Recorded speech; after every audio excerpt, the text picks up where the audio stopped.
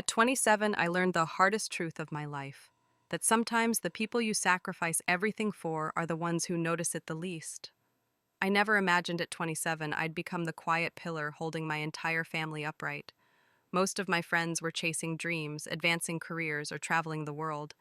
Yet here I was, quietly juggling my own bills alongside the financial needs of my parents and older sister. The phone buzzed against my kitchen countertop, the screen lighting up with my mom's name.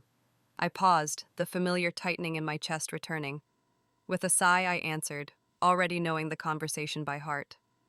"Emma, sweetheart," Mom began gently, hesitation lingering in her voice. "Hannah's therapy bill just arrived. It's higher than last month."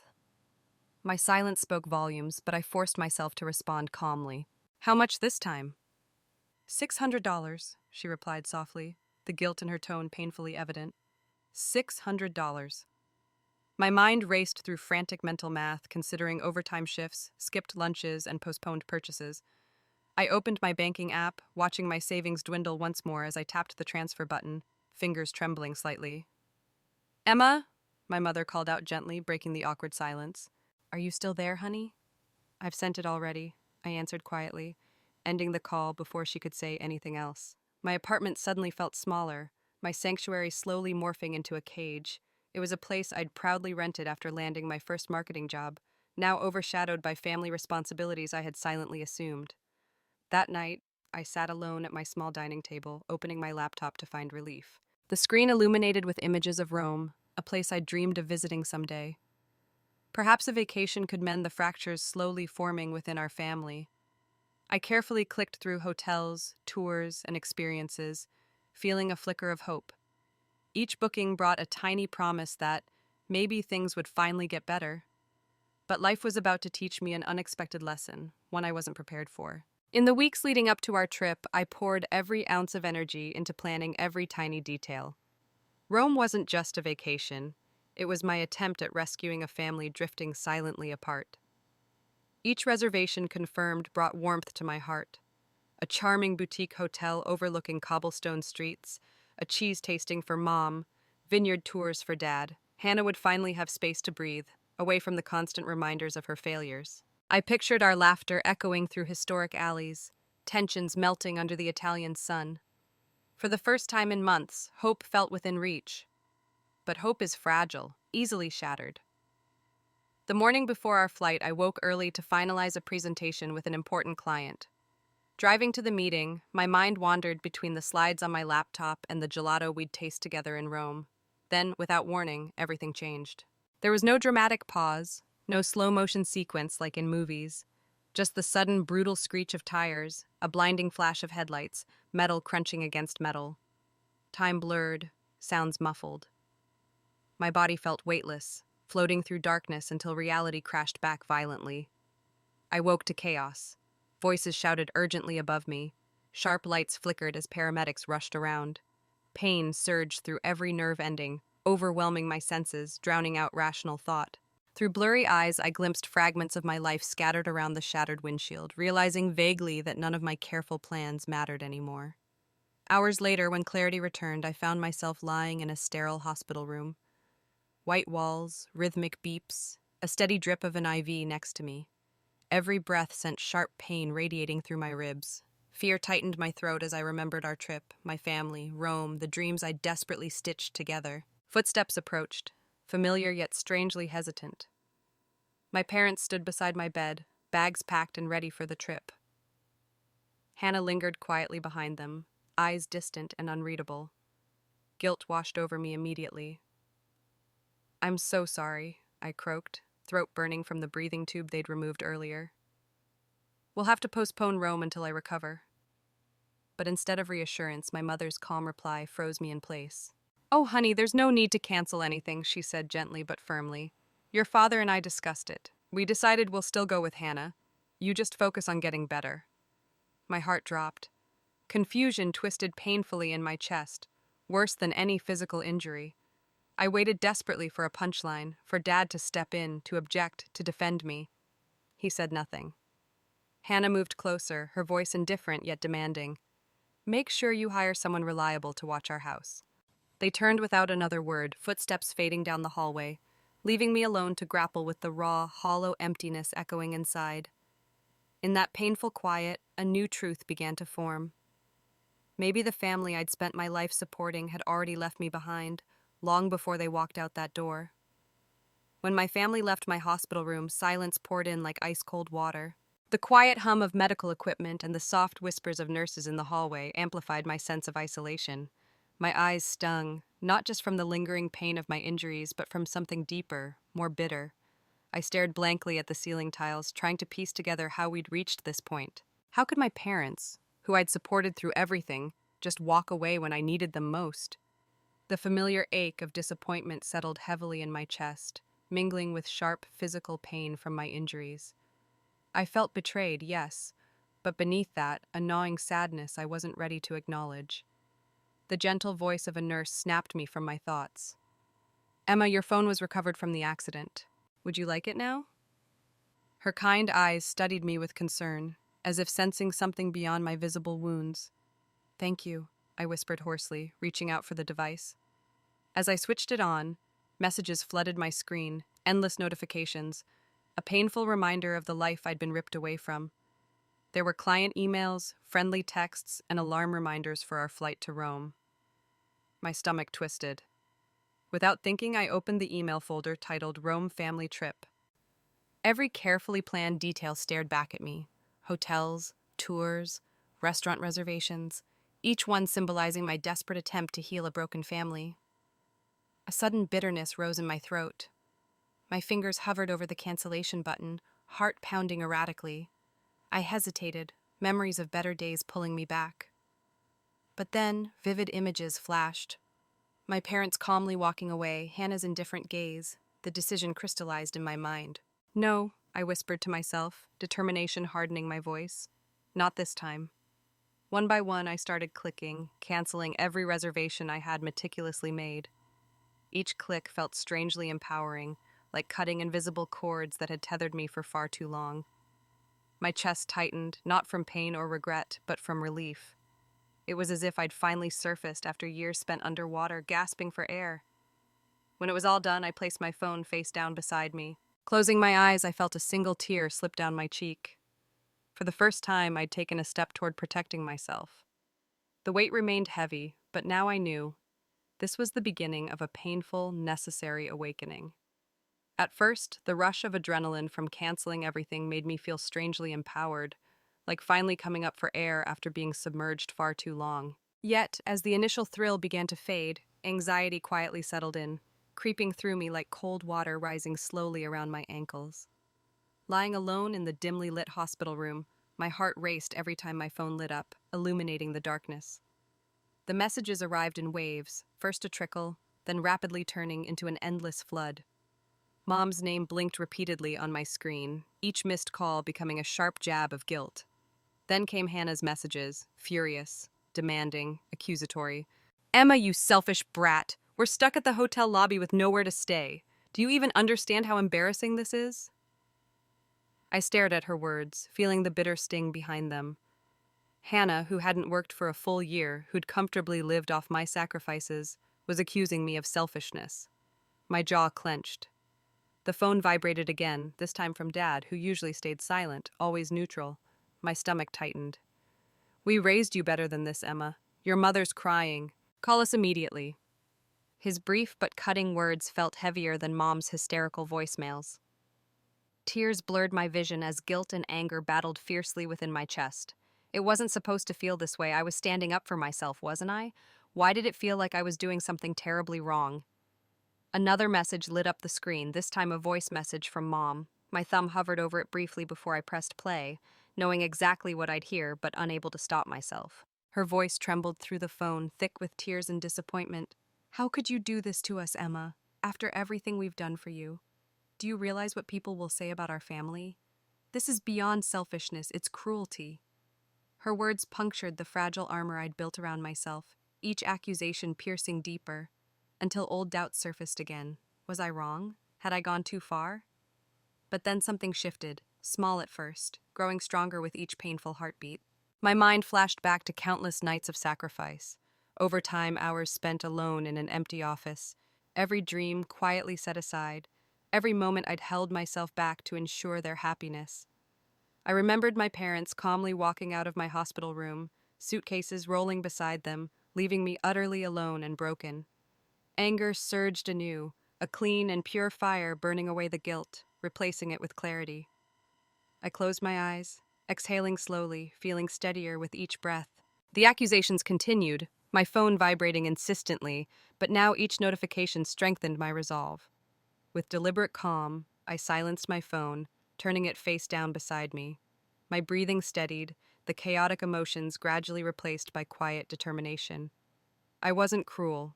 I wasn't selfish. I was simply drawing a boundary, something I'd never dared to do before. It hurt. Oh God, did it hurt. But beneath the pain was something I hadn't felt in years: strength.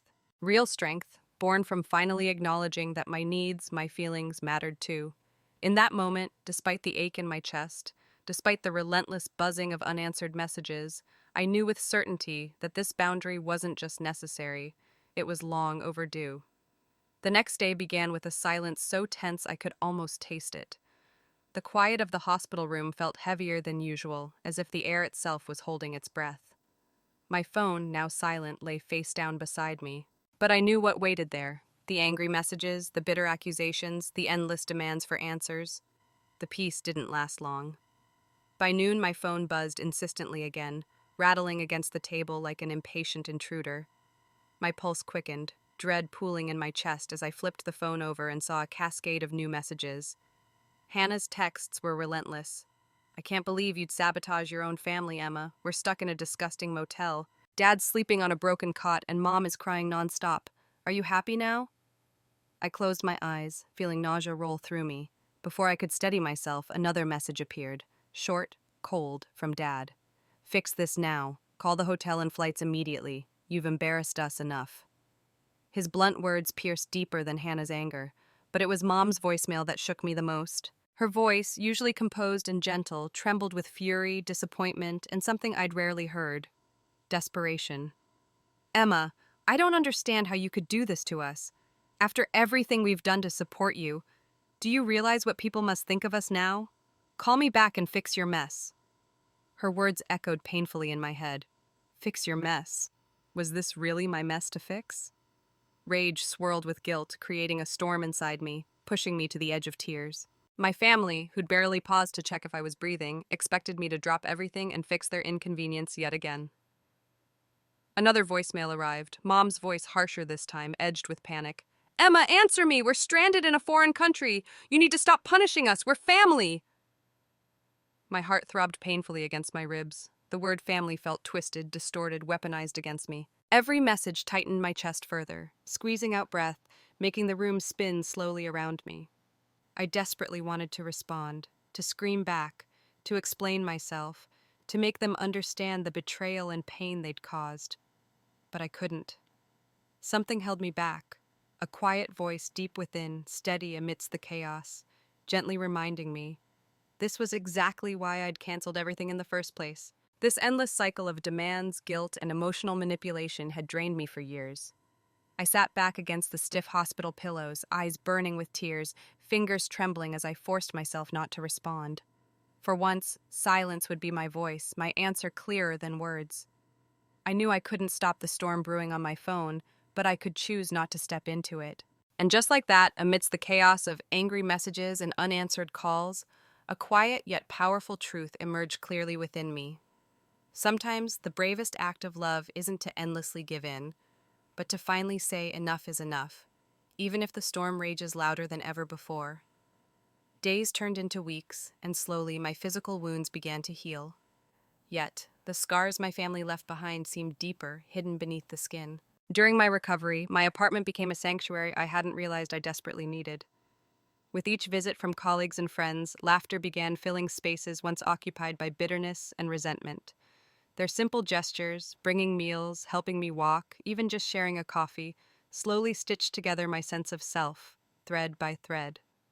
One afternoon, sitting on my small balcony wrapped in a soft blanket, sunlight gently warming my face, I heard my phone buzz again. My heartbeat quickened, old anxieties resurfacing briefly until I saw the screen. It wasn't Mom or Hannah. It was a text from Sarah. "Thinking of you. Coffee tomorrow? I promise, no work talk, just us. I smiled, warmth spreading through my chest. Friendship, simple and genuine, was a powerful balm. Sarah's kindness and my coworkers' constant visits had gradually filled the emptiness left by my family's betrayal. They brought laughter, support, homemade food, and heartfelt conversations, teaching me what genuine care truly looked like. Over these quiet, healing days, I confronted the uncomfortable truth about my family, that their love was conditional, wrapped neatly in layers of obligation. For years, I'd mistaken their dependency on me as proof of affection. But now, sitting in silence, breathing fresh air, I began to untangle those misconceptions. That evening, with a newfound sense of courage, I opened my laptop once again.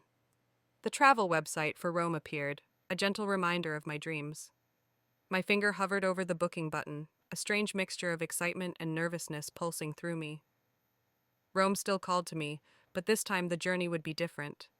It wasn't about fixing a broken family or carrying someone else's happiness.